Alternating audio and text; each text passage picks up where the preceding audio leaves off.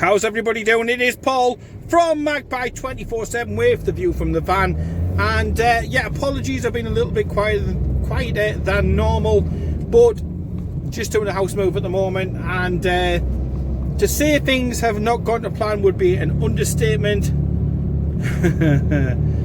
Yeah, never easy being a Newcastle supporter, is it? And it's never easy moving home, but it is what it is. Today, Newcastle are playing, and we've got a difficult trip down to Molineux and a game against Wolves, which is not one that I'm looking forward to after the absolute shower of piss that we had to persevere last time out against Manchester United, where once again we are the limp bloody porn star of the Premier League. You got hundreds of millions of pounds worth of talented players, exciting players, your ASMs, your Miggies, your Frasers, your Wilsons.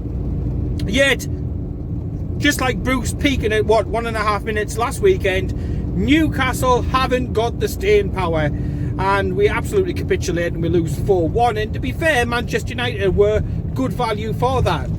But all the rhetoric, all the spiel, all the shit that's come out from Bruce subsequently after the match just makes you want to puke in a bucket. It really, really does. Manchester United's a great club, and it's going to be in the top 4 this season. It's one of the best teams in Europe, blah, blah, blah, blah, blah. Yeah, I have to remind myself that when I watch Aston Villa go and absolutely destroy Liverpool, when I see Manchester City getting beat and absolutely decimated, yeah, I have to remind myself on that one. And he comes up with all the excuses in the book, like Bruce is very, very famous for. But they don't wash anymore. They're the same tired old bullshit excuses. And a la Pardew excuse bingo, it's as predictable of a game now as what Bruce excuse bingo surely is. It drives you absolutely fucking potty listening to that old dinosaur waffle on. He never should have been Newcastle manager. He shouldn't be Newcastle manager now. But there's only one man who gets a hard-on for ex-Manchester United managers, players, cast-offs, and that, of course, is Penfold himself, Lee Charnley. Congratulations for employing an absolute inept retard as the fucking manager. You reap what you sow, and we reaped Steve Bruce, and we're getting jack shit. We deserved, against Manchester United, jack shit.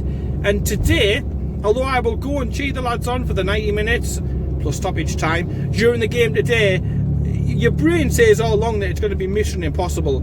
If we get anything out of today's game, it is a 20% possession job.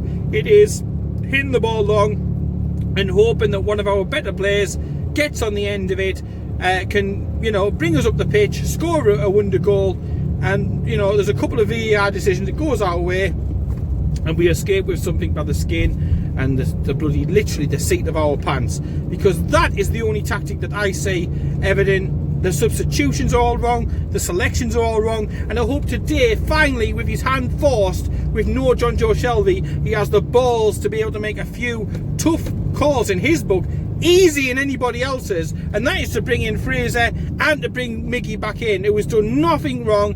Every time he's played, he has either resulted in goals or, you know, it resulted in assists.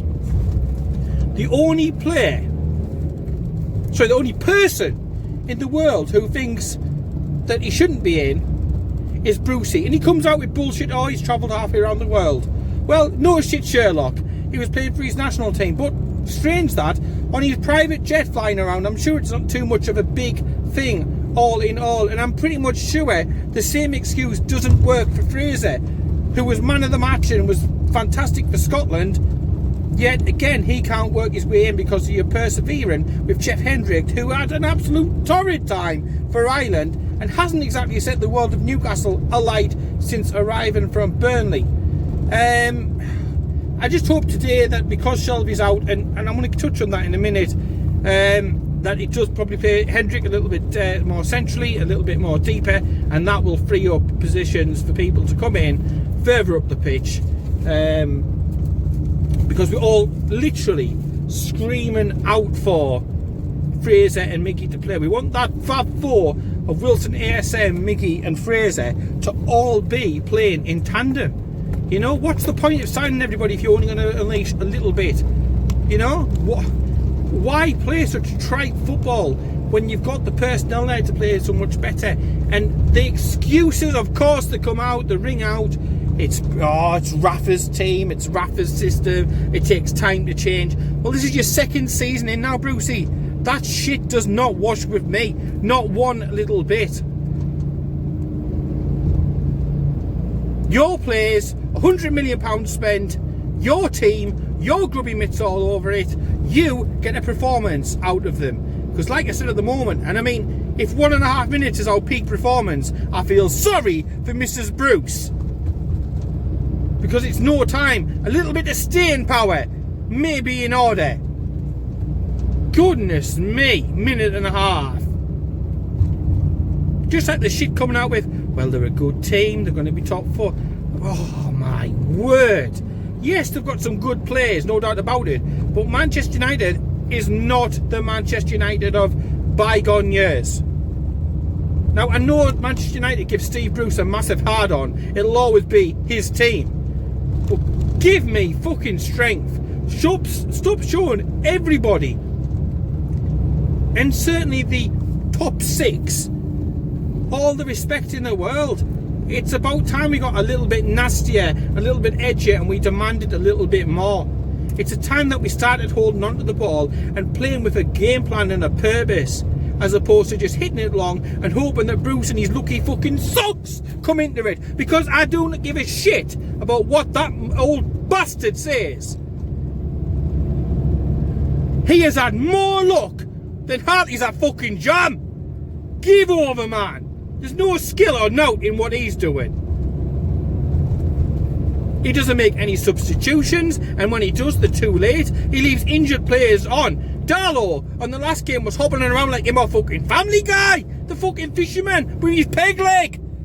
I'm like, get him off. Oh my word, why are you not looking after players? Have you not learnt your lessons with the likes of ASM? And then it comes out in the wash, of course it does, later in the week, the blithering old bastard, that John Joe Shelby has been carrying a knock for weeks. Has he took him out the firing line? No. Has he been playing so good that you can't drop him? No, he hasn't. He's been playing dog shit. So, with the greatest, it doesn't take the world's biggest brain and foresight to think, I could have made a change and protected that player. But now, instead, he's injured and unavailable. So even if we wanted him to be in the team, which many don't at the moment, because he's not playing great, then we can't have him because Bruce can't manage a fucking squad. He can't even fucking look after an egg cup. He can't manage an egg cup. Never mind the chuffing Premier League 100 million, 200 million pound squad. Give me strength. He fucked over Dubravka as well last season. And again, we're getting the consequences of that this season. He's out till bloody December. So, you know, if Darlow plays today and goes for a ball, and yeah, it was an impact injury, this time it's a tear or whatever, we only have one man to thank for this. Steve bloody Bruce and his bloody bag of excuses. I don't know what's worse, moving out or putting up with this absolute prick as our manager.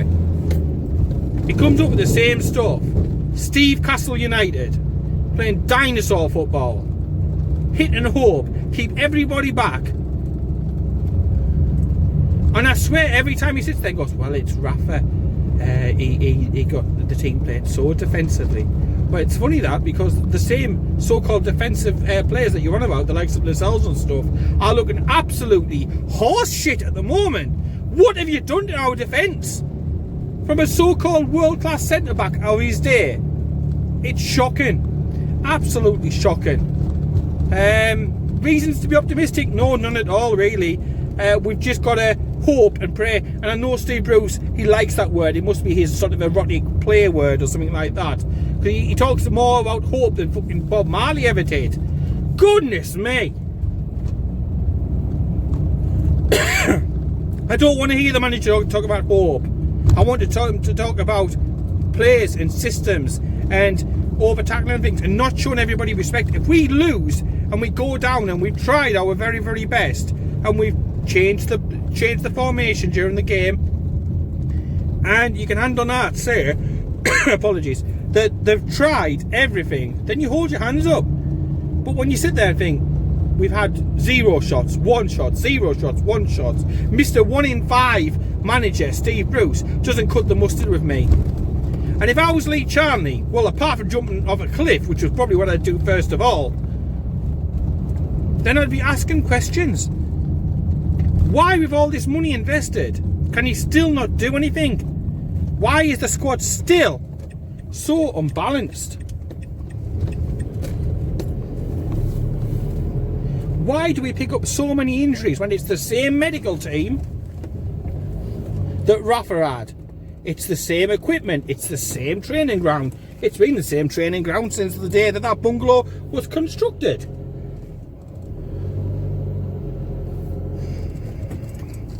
I will be asking questions and demanding answers and demanding results. But this is the sort of culture that's grown at Newcastle.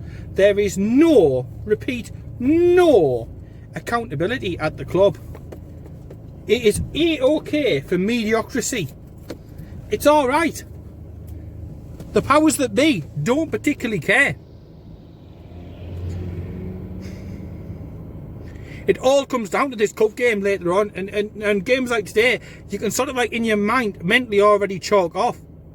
It's other games where we've got to target some points, go at teams, get some goals, get some points on the table and get to that 40-point mark in safety as soon as possible. And that will be another successful season. And we'll have people like Tim fucking Sherwood telling us how fantastic it is and how he's the greatest thing ever.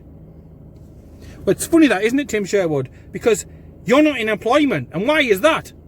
I don't know. Maybe because you're absolutely a pile of shit. And you talk shit. Which means that you fit in very well on Sky Sports. Because you're in great company. Goodness me. Goodness me. Anyway. I hope the rest of my move goes okay. I do hope and pray and I'll support the lads as soon as they cross that white line. But I have no confidence in getting anything out of today. Not at all. I hope I'm wrong. I hope we get 3 points and absolutely destroy the buggers 5 or 6-0.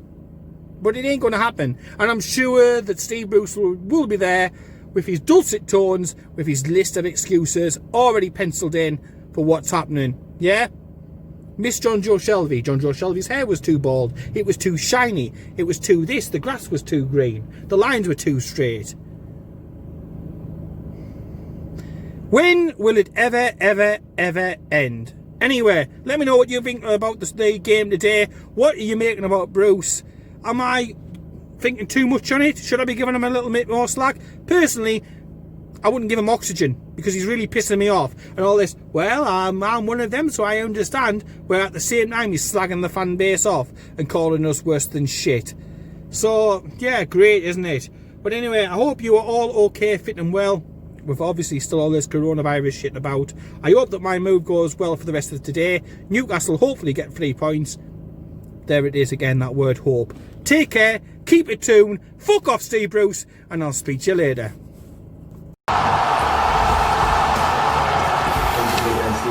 How's the bacon, did you say?